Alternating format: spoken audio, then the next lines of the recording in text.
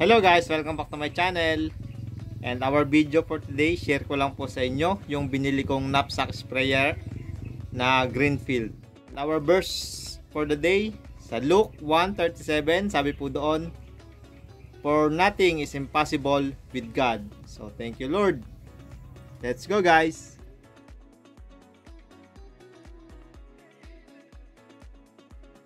So yun guys, dumating na yung ating mga in-order. Ito ay ang pagkakaalam ko, ito yung monopod pang vlog. At ito naman yung knapsack sprayer natin. So nakabili na dati na tayo nito. Bali pang-apat na bili na ito. Yung una nating bili 2 years ago. Tapos ay after siguro 1 month bumili ulit tayo. Same. So ayos naman. Kaya lang sa yung isa nanakaw.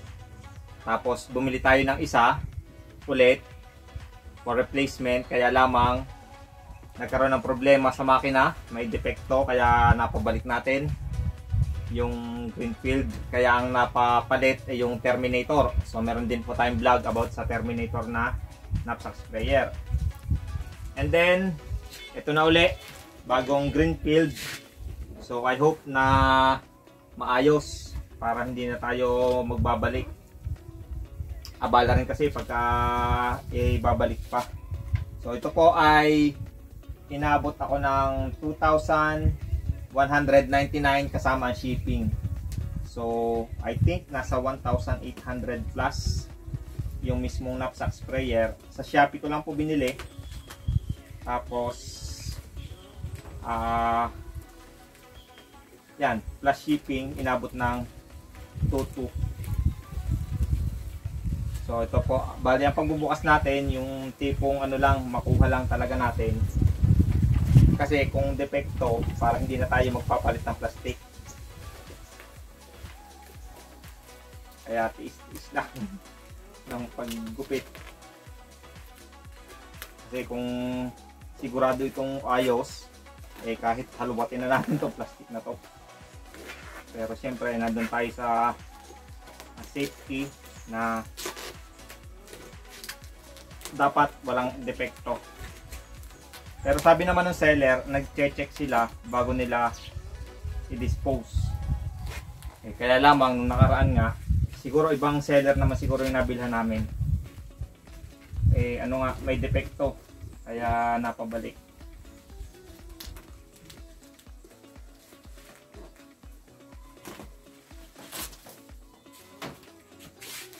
So yan po. Ito po ay electric at saka manual. So sa 2 years ko po na paggamit, okay naman siya. Pagka bago, umaabot ng siguro 14 na karga. 20 liters pa po ito. So hindi siya matagal, hindi siya mabilis malobat. Pero pag tumagal na, yan syempre, kumbaga tumatanda na rin, naluluma. Bumabagal na rin, nababawasan yung karga niya, umabot na 10 ganyan, medyo hindi na ganun, kahit full charge na siya, hindi na masyadong nakakadami. Ayan, ito na po ang moment of truth.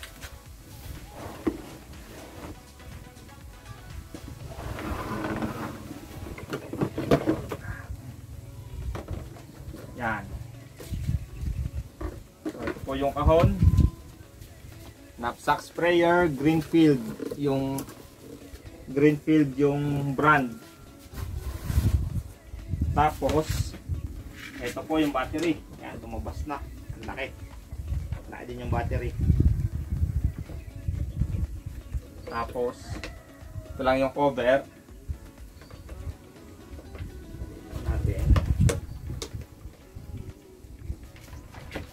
Maganda yung kanyang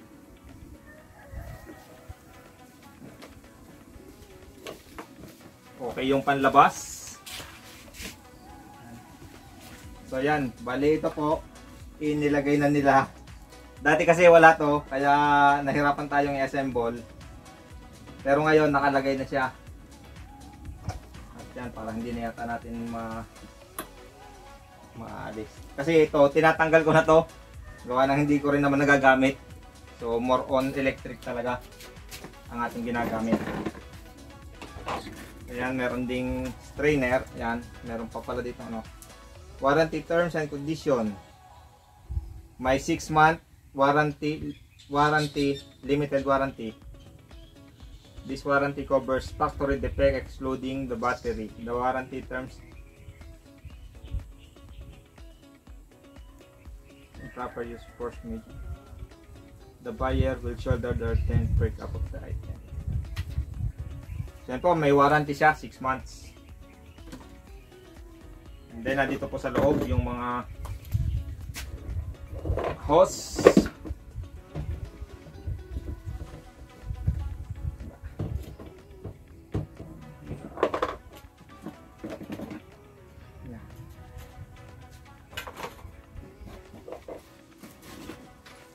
Yan, meron na rin po siyang manual at ito yung mga pito niya.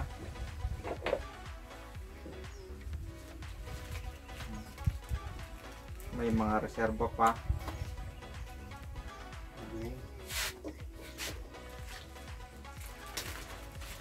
Tapos ito pala dito sa pihitan dito.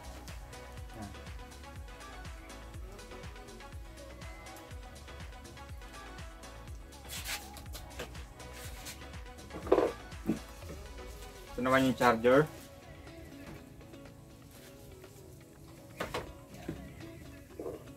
Tapos may handle pa.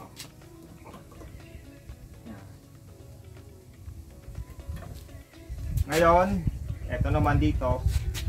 Ito yung on and off. Pag binuksan natin to, yung full ano agad, full blast. Samantalang ito naman yung control, pwede mo siyang yan. Pwede mo siyang hinaan, pwedeng palakasan. Pero agad-agad. Ayun, check natin. Testing natin yung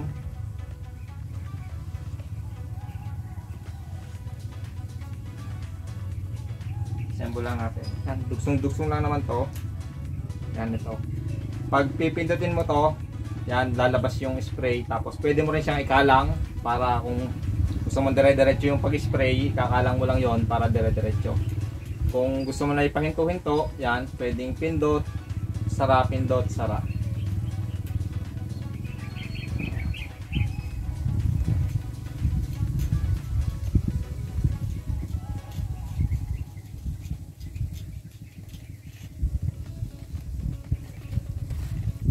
Atin lang higpitan yung mga screws.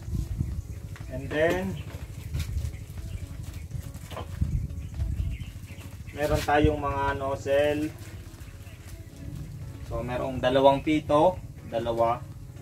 Merong isa. Ito, meron naman ditong apat. Ito kalimitan ginagamit to pag sili. Mas maganda to. Maganda ang sabog. At ito naman sa ano naman to? Pang herbicide para may cover siya. Pero hindi ko rin masyado nagagamit to. Mas prefer ko pa tong isa. Basta wag lang mahangin pag herbicide. So testingin natin yung isa dito. Hopefully ayos para wala nang balikan.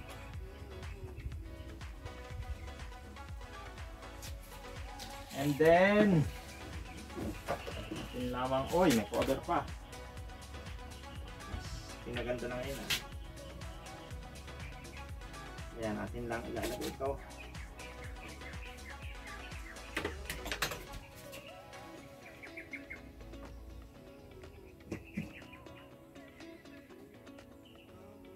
And then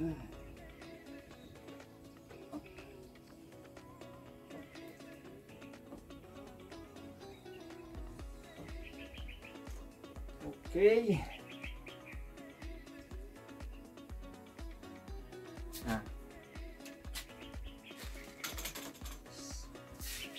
Testingin natin. Lagyan natin ng tubig.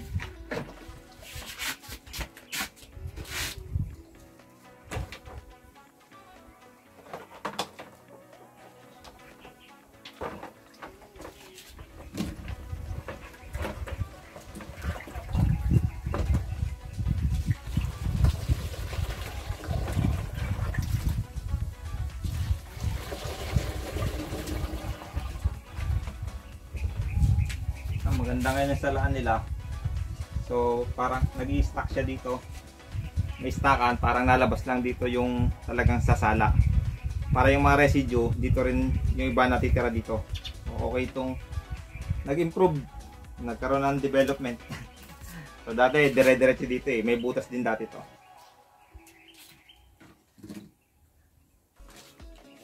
So testing.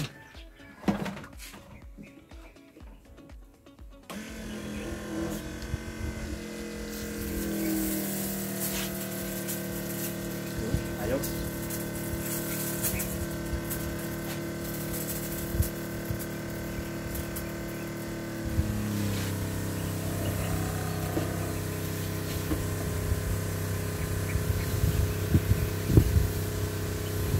Charge. Yan. So, ayos. Thank you, Lord.